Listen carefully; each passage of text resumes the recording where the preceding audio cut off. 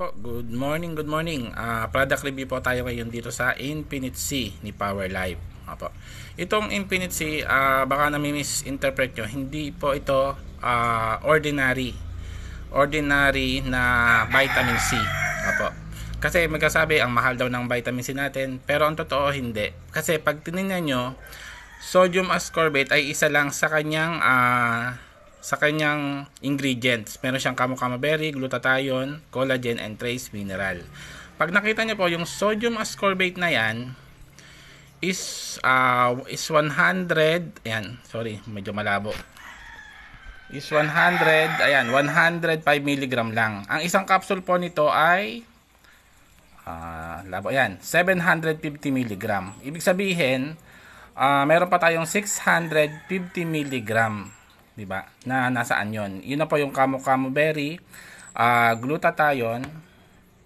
Yan, camu berry, glutathione, collagen, trace mineral. Ang trace mineral 100 mg to. Ibig sabihin meron pa tayong 400. Ayun na po. Diyan na papasok yung camu berry, glutathione. Alam natin ang glutathione is isa rin to sa mga mahal na na mga ingredients, diba? Na although ang katawan natin meron, pero dahil sa sobrang taas na ng mga free radicals is na kailangan natin ng mga supplement. At sa same time, collagen, di ba? Kung may naramdaman ka sa mga kasukasuan, yan, pampatigas ng ugat, yan po, collagen po yan. Trace mineral, ito, equal din to sa mga vitamins. Then, ano ba yung camu berry na to? Yan, camu berry. Ayan po. Pag nakita nyo, ito yung, yan po yung benefits ng camu berry. Ang camu berry ay rich din sa vitamin C. Magkaiba po to Yung sodium ascorbate, hindi makapokus. Yung sodium ascorbate is formed din to ng vitamin C, di ba? Pero yung camu berry is formed din. Magkaano pa yan? Sodium ascorbate, ito namang isa is ang source nito is yung ano ba tawag dito? Yung basta yung organic na vitamin C. Apo. Yan po. Rich in vitamin C and antioxidant kasi alam naman natin magkasama talaga yan. Source ng manganese. Tapos loaded with good for you plant compound or polypollinoid. Ano ba yung polypollinoid na yan? Yan. Para malaman nyo lang, ang polypollinoid is isa ring antioxidant. Tapos meron din siyang cardiovascular health kasi ini-improve niya yung good cholesterol, kasi may dalawa tayong cholesterol sa katawan natin, good cholesterol at saka bad cholesterol. At yung bad cholesterol ini-eliminate niya.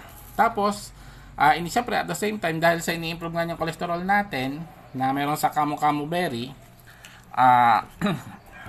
ini-improve niya. Tapos ini-improve din niya siyempre yung ating blood pressure. Kung high blood kayo, ito po yung magandang i-take nyo, kasi meron tong camu berry nagre-regulate ng blood pressure. Tapos at the same time, yung sensitivity, kasi once na high blood ka, yung sensitivity ng insulin mo is nababa. Ini-improve din po niya. Magkakaduktong-duktong kasi yan Kaya yung mga diabetes, nagkakaroon tayo ng diabetes kasi yung sensitivity ng insulin natin is nababa. Ini-improve din po niya. Diba? Kaya maganda to sa mga may diabetes din. High blood, may diabetes. At the same time, pine-prevent din niya po yung cancer. Diba? Yung cancer, ito yung parang traitor na sakit, kasi nalalaman lang natin to stage 4 na. Diba? Kumbaga, stage 1, 2, 3 wala, pero stage 4 ayan, dyan sa susulpot. Diba? Kaya ito magandang i-take nyo kasi prevention is better than cure. At the same time, ini-improve din niya yung camu berry na yan, dahil sa may polynoid siya, ini-improve din niya ang ating gut. Diba? Healthy guts. Kasi syempre pag yung guts natin is healthy, lahat ng nutrients, diba?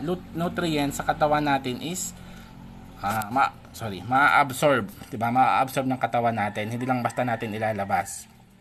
Tapos syempre overall is i-improve niya yung health natin. Kaya ibig sabihin, itong Infinite C, hindi lang talaga ito vitamin C, diba? Kasi combination siya. Yung vitamin C po nito na sodium ascorbate, kasi sabi ng mahal, is 100 mg lang. 750 mg po ang isang capsule niyan. Opo, yan. Para just in case lang matanong kayo, 'di ba? Masabi niyo na hindi lang to basta vitamin C.